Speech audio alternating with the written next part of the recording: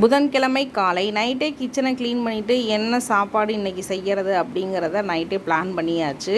பழைய பால் புதுப்பால் எல்லாமே சுடு பண்ணிவிட்டு க்ளீன் பண்ணி வச்சுட்டு தான் போனேன். மார்னிங் பிரேக்ஃபாஸ்ட்டுக்கு தோசையில் கேரட்டை நிறையா திருவி போட்டு ஒரு தோசைனாலும் உருப்படியாக கொடுத்துர்லாம் அப்படின்னு சொல்லிட்டு பிளான் பண்ணியாச்சு. ஏன்னா அவங்க சப்பாத்தி இட்லி எது சாப்பிட்றாலுமே காலையில் ஒரு தோசை ஒரு இட்லி ஒரு சப்பாத்தி இப்படி தான் சாப்பிட்றாங்க. அந்த ஒரு தோசையை ஹெல்த்தியாக கொடுப்போம் அப்படின்னு சொல்லிட்டு இன்றைக்கி கேரட் தோசை அவங்க சுட்டு கொடுத்தாச்சு. மதியம் லஞ்சுக்கு கேரட் சாதம் தான் கேட்டிருந்தாங்க, நைட்டே சொல்லியிருந்தாங்க.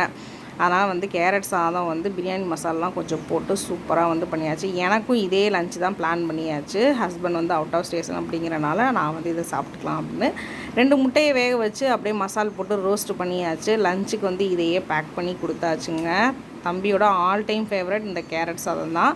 ஸ்நாக்ஸுக்கு நேற்று பொரிச்ச கார்ன் சிப்ஸ் வீட்டில் இருந்துச்சு, அதவே வச்சு கொடுத்தாச்சு. கிச்சனை க்ளீன் பண்ணியாச்சு. நான் பஸ் ஏற்றிட்டு சாப்பிட வேண்டியது தான். பாய்.